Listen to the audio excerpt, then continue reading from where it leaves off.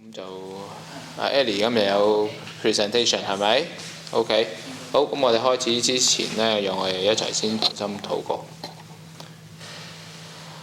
父神，多謝你俾到我哋可以翻到嚟喺主日學嘅時間一齊嘅學習，求恩主你嘅帶領保守，讓我哋心思意念在你嘅裏邊，隨着聖靈嘅引導去能夠明白上主你藉着主耶穌基督所成就嘅救恩，求你嘅帶領。讓我哋每一個都有屬天嘅智慧去領受並且付諸於實行，禱告奉主耶穌基督得勝名字求，阿門。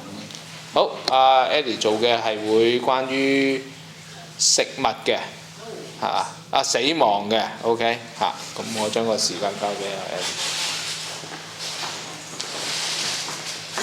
我可唔可以擺低你個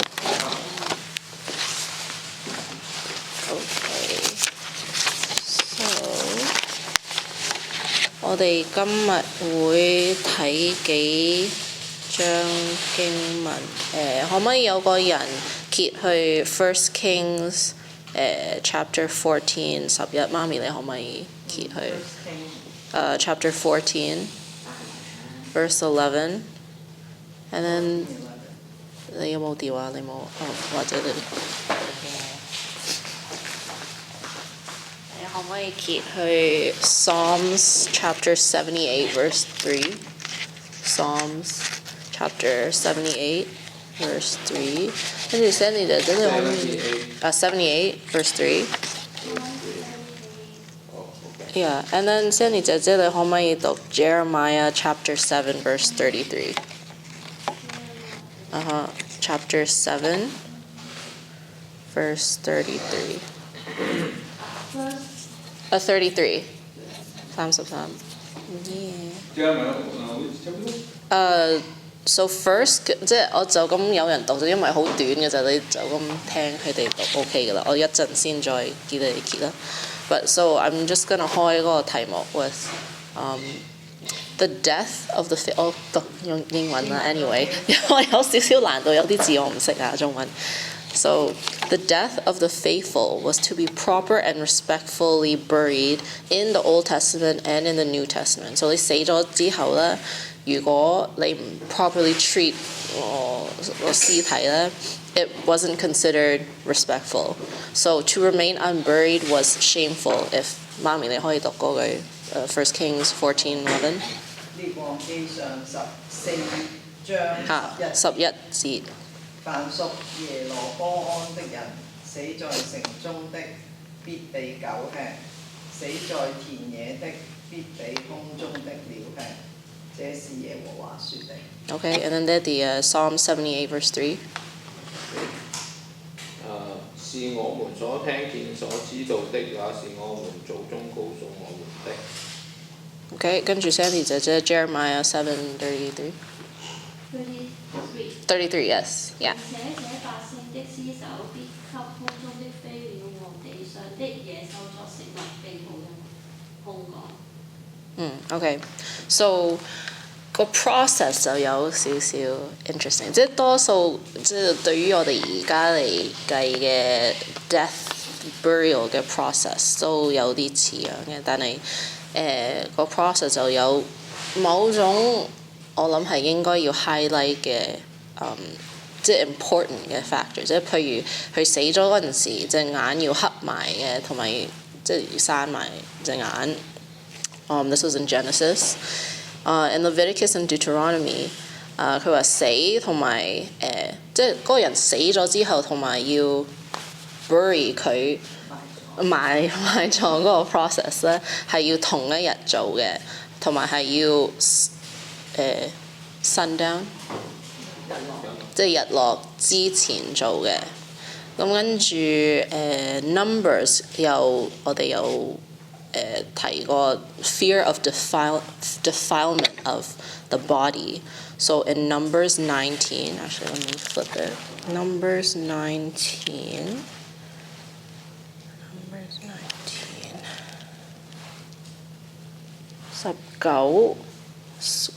11章至到14，我會讀嘅，但如果你想揭Number 19章11至14節。佢就話 Whoever touches the dead body of any person shall be unclean 7 days. He shall cleanse himself with the water on the 3rd day, and on the 7th day, and so be clean. If he does not cleanse himself on the 3rd day, and on the 7th day, he will not become clean. Whoever touches a dead person, the body of anyone who has died, and does not cleanse himself, defiles the tabernacle of the Lord, and that person shall be cut off from Israel.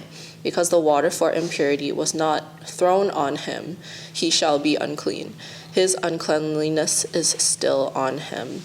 This is the law when someone dies in a tent. Everyone who comes into the tent and everyone who is in the tent shall be unclean 7 days. It keeps going, but 基本上有好多有人死咗之後咧，佢就有一個好大嘅 stigma， 點樣處理個屍體同埋點樣啲人involved with 呢個死咗嗰個人 like how are they to handle it as well， 同埋邊個又掂得啊點啊。So in Ezekiel and 1 Samuel, it says the dead were to be buried clothed in favorite clothes, actually, if possible. And in time of mourning was for family and close friends. 好似而家咁你會 invite 你嗰啲家庭嗰啲 members 啊，或者你好熟嘅朋友。咁個 custom 咧去 bury 嗰啲人咧 ，it will typically occur at the location of death. So 即係 unlike 而家呢度啦，如果我哋死咗屋企，我哋唔會埋咗個屍體喺屋企。But 嗰陣時 according to Genesis, for example, let's see, Rebecca's nurse Deborah, usually it would be burying the body where they died and near a tree. 因為 tree 呢個 tree 係 symbolic for divine presence and also a desire for life to continue. And it was associated with the tree of life in Genesis. 啲以色列咧，佢哋都希望全部嗰啲家庭嗰啲 members 嗰啲 family members 嗰啲家人可以全部都係葬埋咗喺同一個地方嘅。So 通常for example like Abraham in Genesis or like Jacob in Genesis， 佢哋全部都有咁嘅desire. So let me just read here in Genesis 50, chapter 50, verse 5.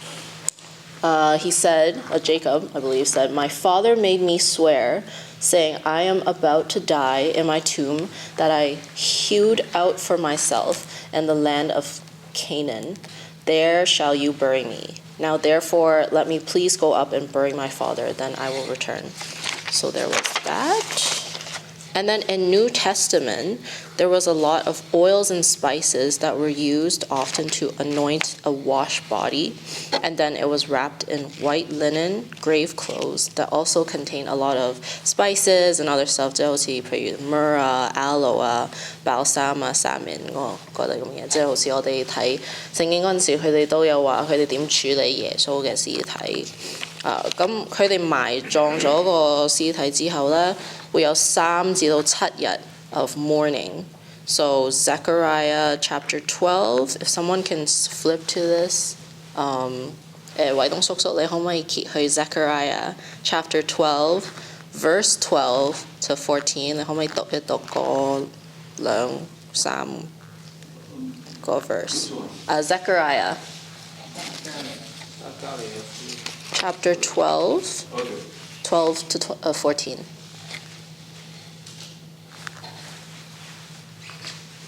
Okay.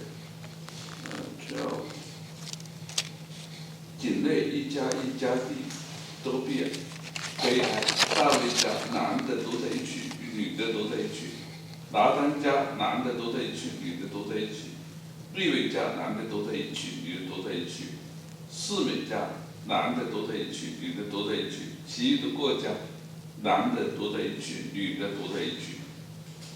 Thank you.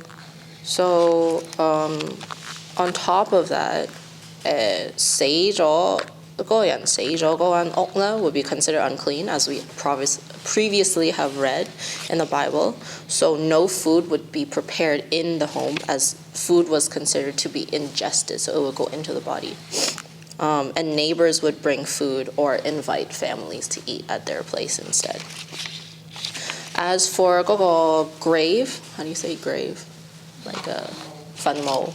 It would be typically marked, 即係好似今日咁 like 都有啲嘢寫咗 on it, and it would be visited often. So for example, Jacob to Rachel in Genesis 35, verse 19 to 20, when he made a marker for Rachel after she died, and then for Jesus as well in Mark 16:1. So let me flip to that.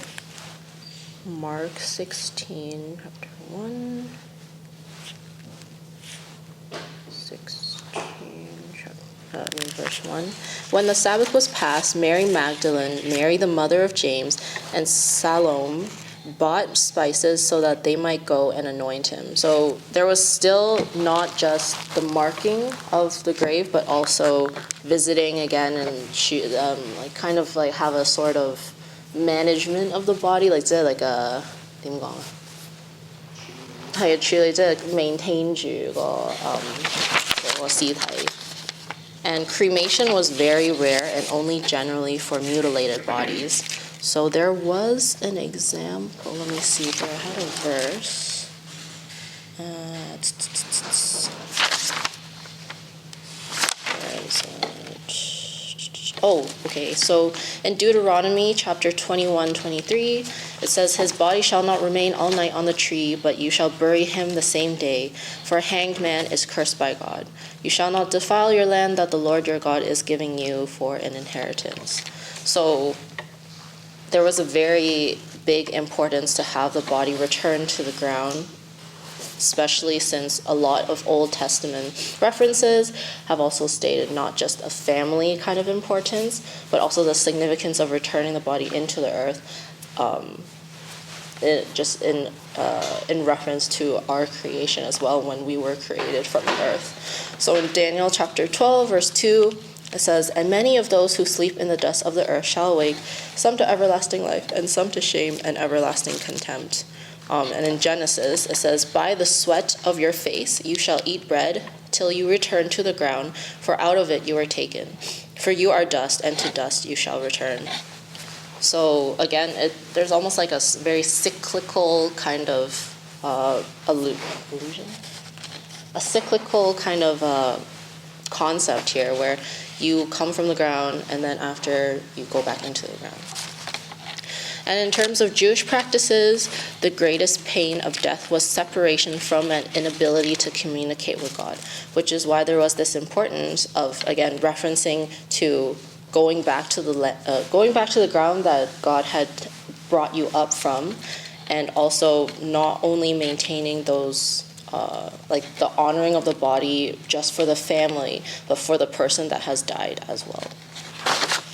Let me see. So I'm going to end it with a verse in Ezekiel chapter 39, verse 12, where he says, "For 7 months the house of Israel will be burying them in order to cleanse the land." So again, there's a lot into death as a conclusion. It's not just simply the body, and then the family, and then that's it. But there is a lot of reference to what we kind of take on into the body. So with reference to the defilement, once something is dead, it also has to be treated in a timely manner, so it has to be done before sundown. And then on top of that, the body has to be buried as opposed to cremating it or for the sake of inconvenience, in order to, again, honor back that from the ground back into the ground cycle. And that is kind of what I wanted to present today, my focus. So there you go. Thank you for listening.「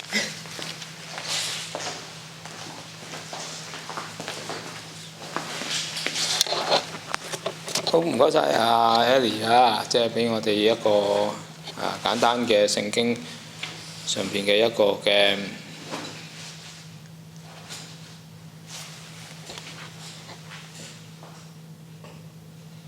我有少少頭暈，所以我企一企定先嚇。即係俾咗一個簡單嘅聖經嘅記載俾我哋啦。咁當我喺主日課嘅時候呢，如果講到死亡埋葬嗰個題目呢，咁我就會同大家去討論一個問題。基督徒可唔可以火化？呢個問題值得大家思想。有冇諗過呢啲題目啊？決定咗未啊？你自己死咗之後，諗住火化定土葬啊？咁或者呢啲資料喺個主日學科嘅裏邊呢，就會幫下大家諗下究竟應該點樣做啦。OK， 好，咁啊 very good ，thank you 好啦，咁今日我會完結呢一個嘅課堂啊，講關於即係商業啊、農業啊等等佢哋之間嗰個嘅關係啊。喺呢個嘅古近東嘅文化世界嘅裏邊呢，我哋 Asian Near East， 即係其實呢，如果我哋去就係呢個課程，其實某程度上都係講緊 Asian Near East 呢個嘅題目嘅。咁呢就喺古近東文化嘅裏邊呢，究竟我游水啊，我嗰度喺古近東文化嘅裏邊呢，其實最常見嘅一啲嘅運作呢，其實買賣啦，有一樣嘢就我哋成日都掛住，就係可能會唔會係一啲叫做商業活動，就係賣下農業產品啊？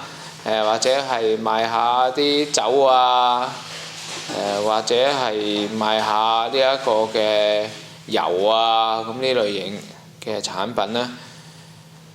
咁咧就其實喺古近東嘅世界嘅裏邊，有一樣嘢咧係好普遍，好普遍。今日其實都仲仍然喺度運作緊嘅，就係人口販賣。不過以前呢，就叫做奴隸嘅販賣。喺聖經裏邊呢，對於呢個奴隸嘅販賣商業活動呢，係好仔細地去陳述同埋記載嘅。而當我哋去讀聖經嘅時候呢，就唔能夠避免呢一個嘅題目 slavery 啊 ，the trade of slavery。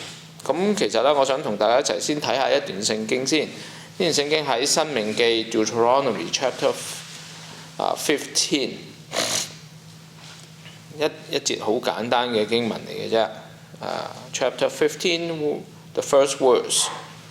《申命記》第15章第1節咁樣講，佢話：每逢7年末1年，你們要施行豁免。我哋讀埋少少啦。豁免的定例乃是這樣的。凡債主要把所借給鄰舍的豁免了，不可向鄰舍和弟兄追討，因為耶和華的豁免年已經宣告了。若借給外邦人，你可以向他追討，但借給你弟兄，無論是什麼，你們都要鬆手豁免了。嗱，原來喺聖經嘅裏邊呢，有一個咁嘅規定嘅，每逢7年嘅最後1年，即係第7年啦，就有一個豁免期嘅。呢個豁免期呢，就要將所有嘅人嘅債，無論係喺大家自己弟兄之間嘅，或者唔喺弟兄之間嘅，都有一個固定嘅條例去決定嘅。咁點解要講到呢個借貸嘅問題呢？因為商業就好多啲借貸，而借貸其中一個主要嘅環節就係因為貧窮嘅問題。貧窮嘅問題喺邊度出現啊？我哋就掀去利未記第25篇，第25章 Leviticus Chapter 25。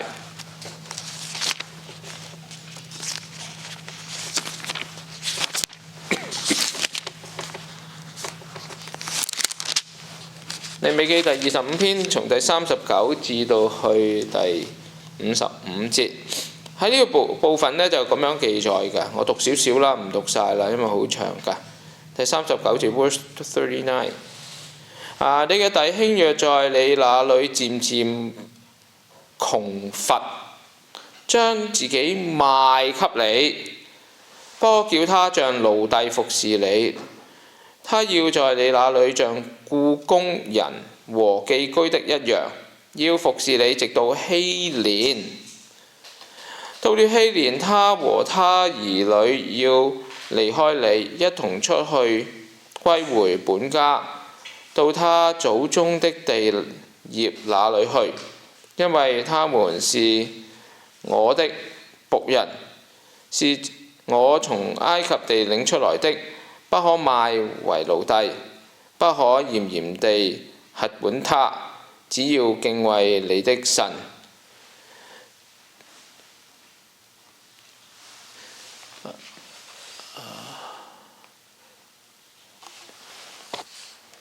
睇唔到添，我點解隻眼？至於你的奴僕婢女，可以從你四圍的國中買，並且那寄居在你們中間的外邦人和他們的家屬，在你們地上所生的，你們也可以從其中買人。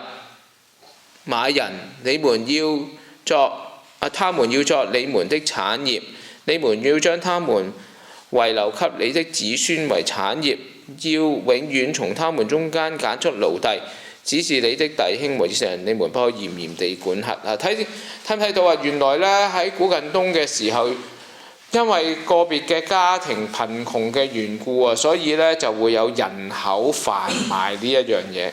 但係呢個人口販賣又有一個咁嘅規矩哦，原來每7年，如果係自己民族嘅、自己弟兄嘅，即係同樣係希伯來人啦，你就唔可以即係 keep 住佢一生嘅。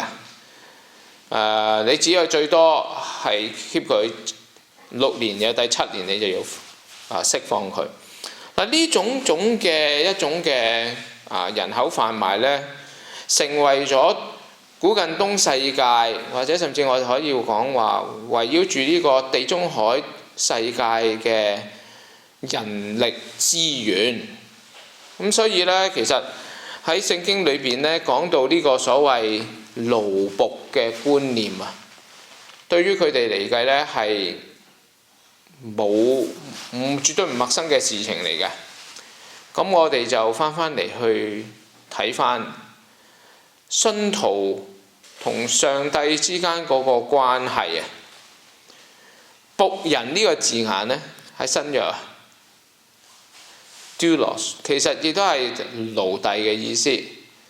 佢話：如果我哋作為神嘅兒女，我哋要成為神嘅奴隸。哇！聖經充滿呢啲咁嘅即係我哋叫做 feudalism 啊，即係 feudalism 中文叫做乜嘢啊？封建思想係咪？唔係，聖經唔係講封建思想。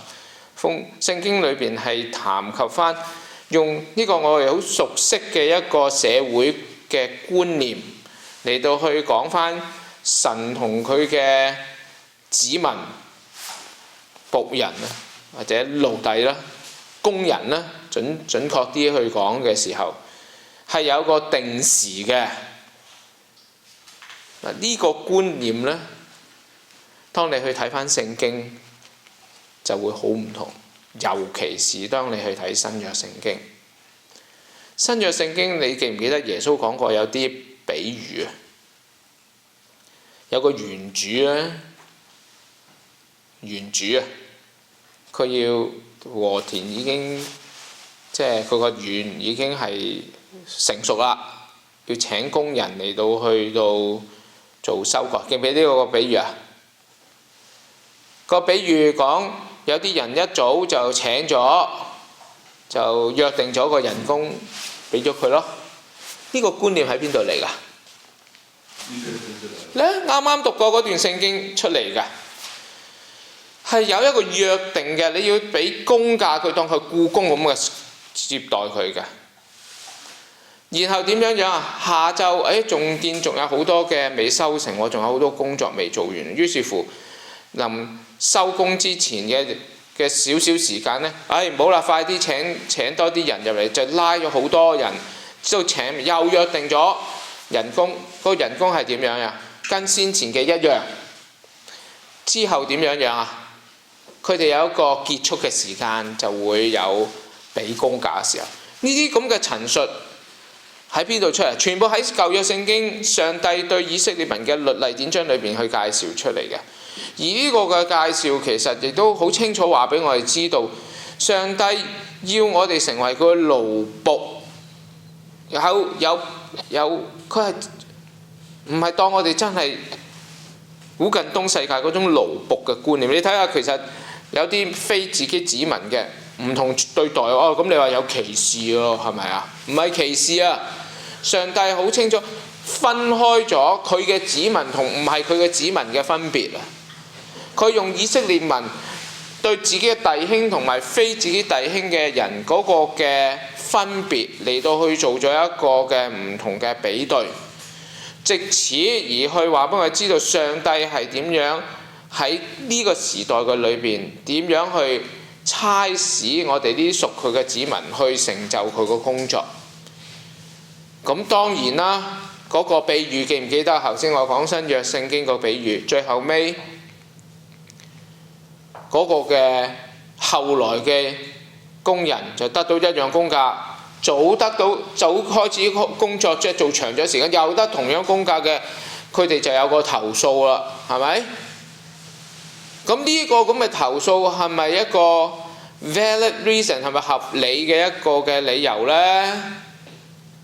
嗱，如果你睇翻嗰個比喻，就有個好有趣嘅結局啦。咁我今日唔係解嗰段聖經，不過我想俾大家睇下，原來嗰個古近東嘅世界嘅商業運作、人口販賣呢個咁嘅題目，原來對於我哋去理解我哋今日睇嘅新約聖經，嗰個深度唔同咗啊！我相信大家次次去睇嘅就係嗰個比喻就係，咁約定咗係幾多就守約咯，咪上帝講守約啫嘛。但係如果我哋再深層地了解翻嗰個舊約嘅經文同埋嗰個古近東嘅文化嗰個運作嘅不同之後呢，我哋發覺，咦，唔單止淨係話上帝守約嘅問題喎，其實係要讓我哋再有更深一重去體會到上帝點樣去對待看待佢嘅神嘅子民，係與非信佢嘅人係不同嘅喎。嗱，喺咁嘅運作之下，造成一個不同嘅待遇處理呢，原來上帝係要話俾我知道，我哋作為今天嘅信徒，我哋當如果要處理呢個工人嘅問題，喺呢個世界做一個見證嘅問題嘅時候，最終個目的係要讓人知道咩啊？上帝待人係不同嘅，待信佢嘅人與不信嘅人不同。呢個不同唔係上帝偏心，唔係 partiality， 唔係偏心，而係上帝按照你嘅屬靈嘅生命同佢嘅關係嚟去斷定。咁你點去睇同上帝嘅關係呢？你如果未信主，你聽到呢個信息嘅時候，你同上帝嘅關係點樣？嗱，呢個係你要處理嘅問題啊！嗱，呢啲咁嘅記載經文呢，其實從咁嘅了解，我希望咁樣去展示俾大家，即係做一個 demonstrations， 去俾大家去睇清楚，究竟原來我哋去對聖經嘅理解，同我哋而家讀呢個嘅主日學課程多咗了解之後，嗰個相連嘅關係。嗱，咁當然啦，即係喺聖經裏邊講到有關於呢個人口販賣嘅呢，其實就唔係淨係得呢度開始嘅。大家知唔知？其實講到人口販賣呢，喺聖經最早佢記載喺邊度啊？人口販賣嘅經文，創世記啦，係咪？至少撞啱創世記先啦，係咪？係冇錯啦。約瑟嗰段經文係好明顯嘅一個人口販賣嘅詳盡記載。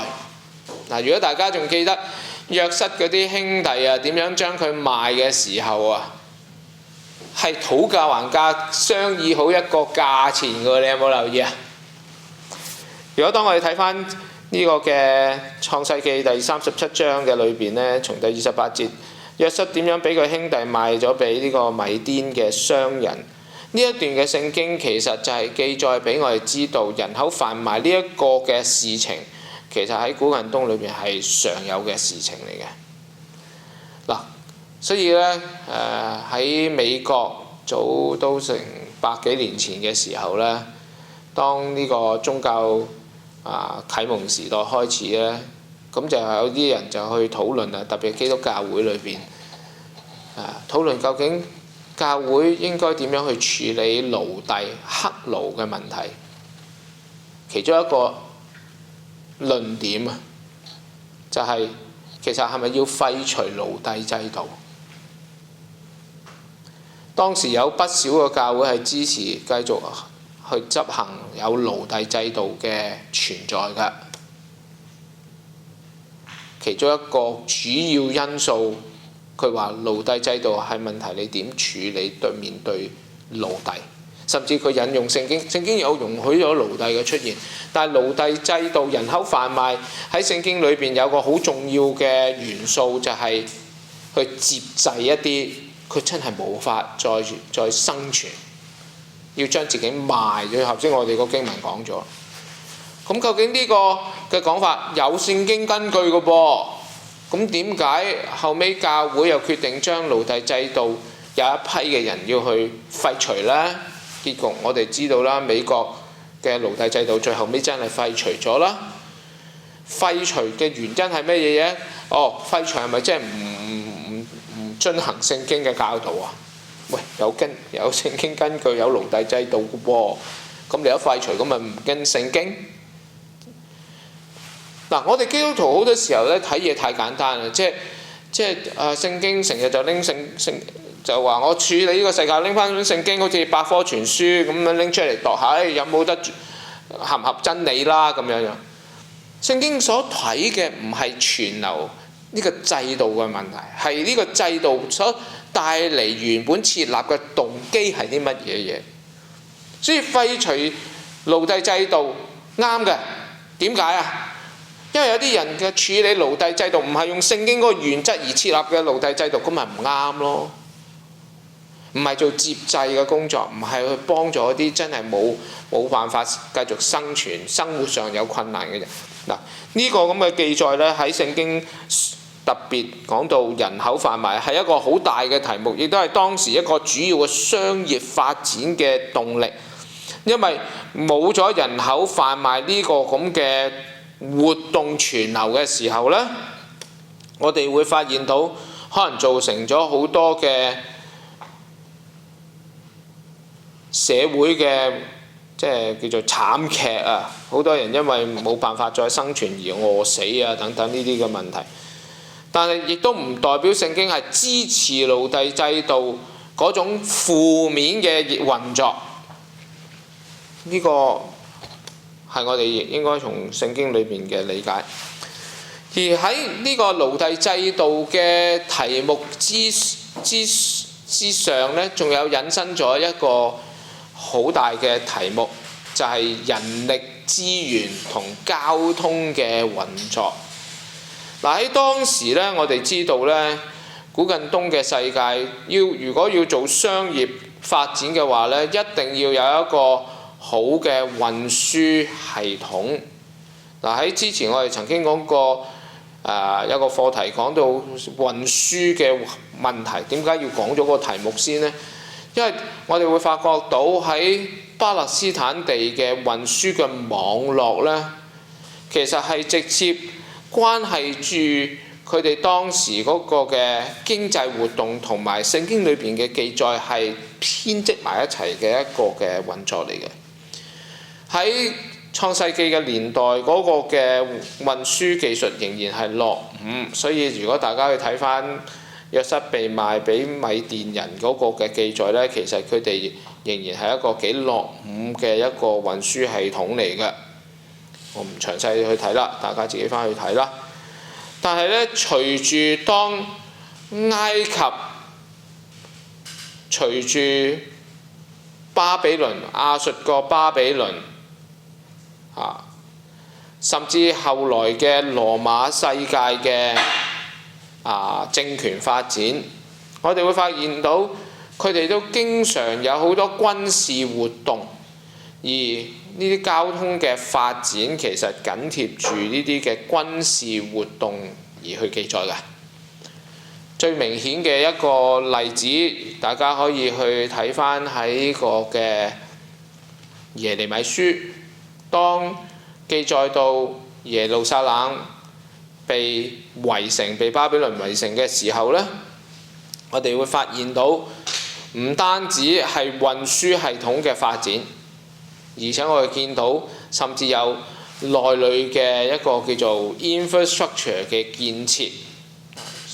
如果大家有去過，有機會去啦去以色列嘅時候呢，去耶路撒冷旅行，咁你由耶路撒冷呢，其中一個旅遊嘅重點呢，就係呢個希西家嘅水道啊。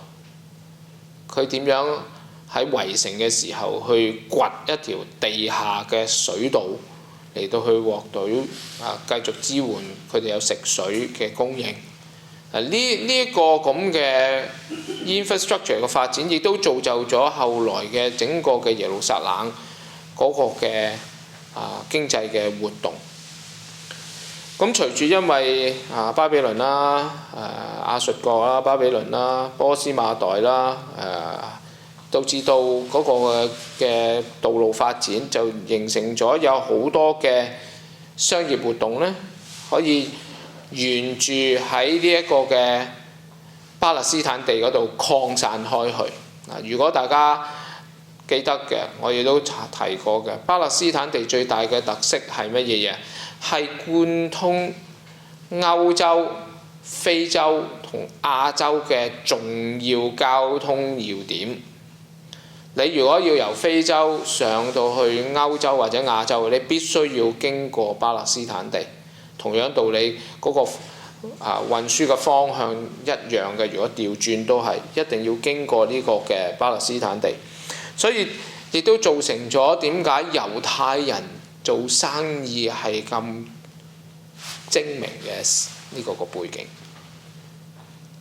而呢個嘅發展，我哋就喺後來嘅呢個嘅《使徒行傳》第16章，我哋會見到，哇！原來當時猶太人嘅經濟發展到去小亞細亞，甚至做啲高薪職業啊！高薪職業即係咩啊？嗰啲 high productivity、high value、high return 嘅職業就係做銀器。做銀器咧係一個好超柱嘅一個嘅工業嚟嘅，唔單止純粹話做啲嗰啲叫做偶像唔係淨係做偶像咁解，偶像只係其中一個最主要嘅一個嘅產品。咁銀器其實通常係做俾嗰啲有錢人家做嘅一啲嘅器皿。咁所以你可以睇見點解喺猶太人嘅生意嘅結構嘅裏邊有咁大嘅不同？點解猶太人咁曉得去做生意？其實呢個唔多唔少都係引自於呢一個嘅交通同埋商業發展嘅地理特點而去引申嘅。而佢呢啲咁嘅種種嘅發展之下呢，就造成咗一個結果。呢個結果就係經濟嘅發展漸漸由農業轉向於商業化。原本由農業主導嘅世界，我哋之前講過啦，養羊種植好多嘅植物等等呢啲咁嘅活動呢，就將佢商業化咗。商業化嘅意思係乜嘢嘢？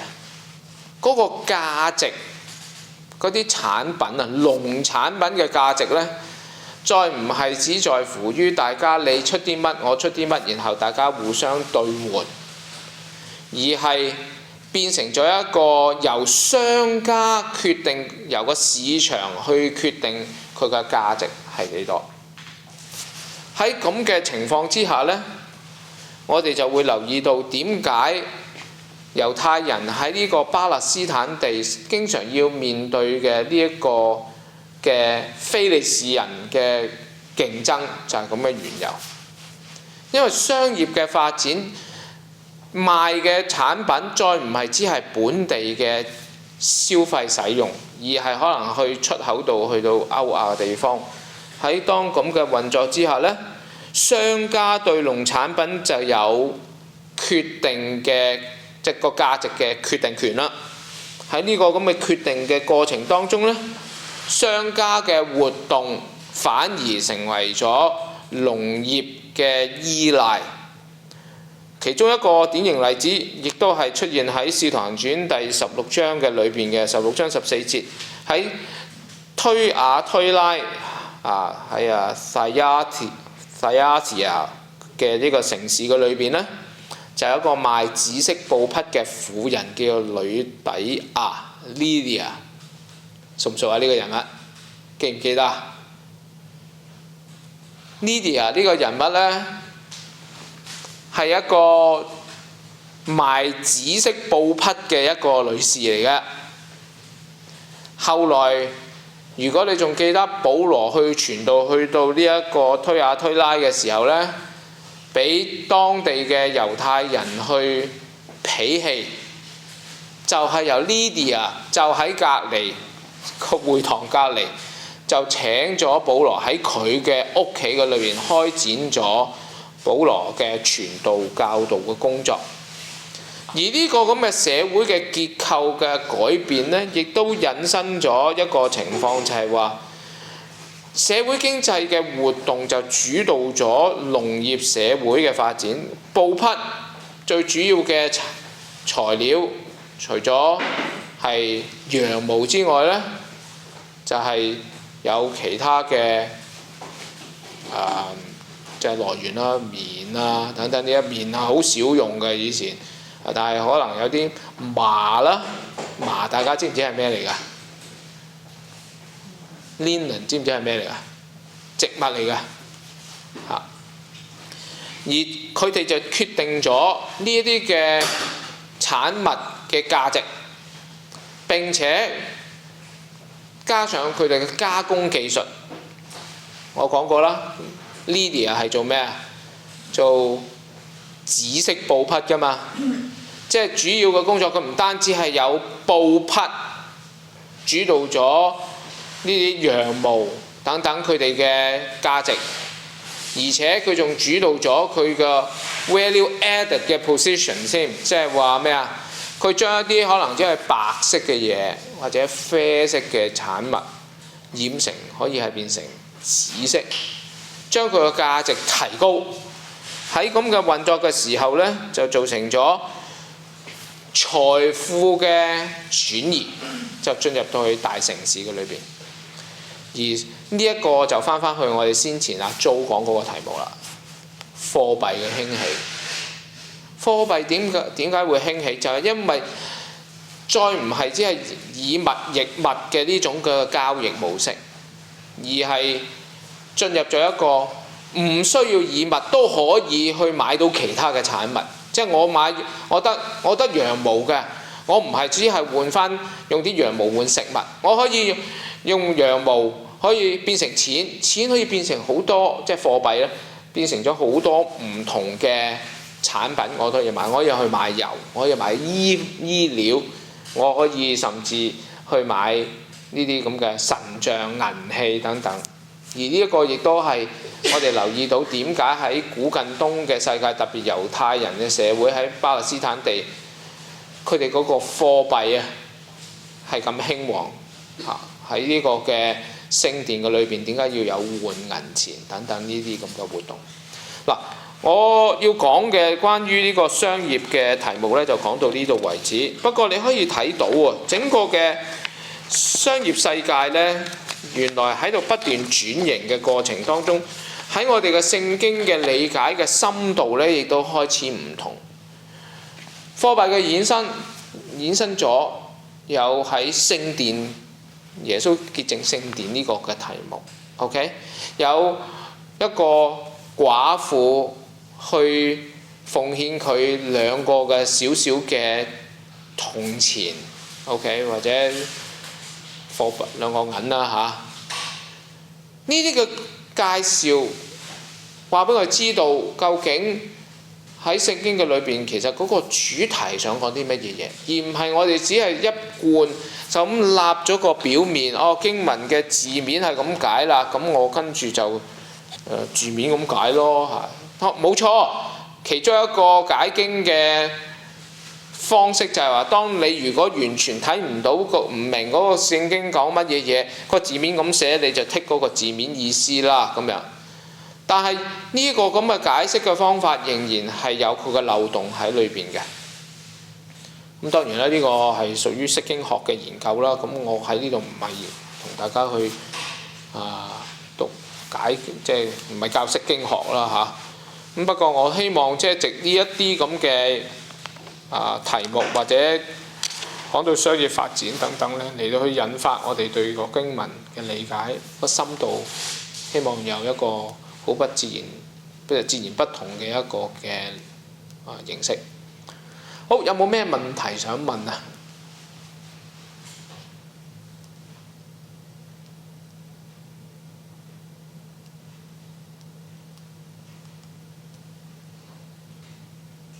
有啲咩聖經大家係即時諗到嘅，係關於我哋所講嘅農業啊、商業啊，你係想即係喺呢個腦海裏邊，你係有困惑嘅，唔明佢點解嘅咧？有冇啊 Sandy？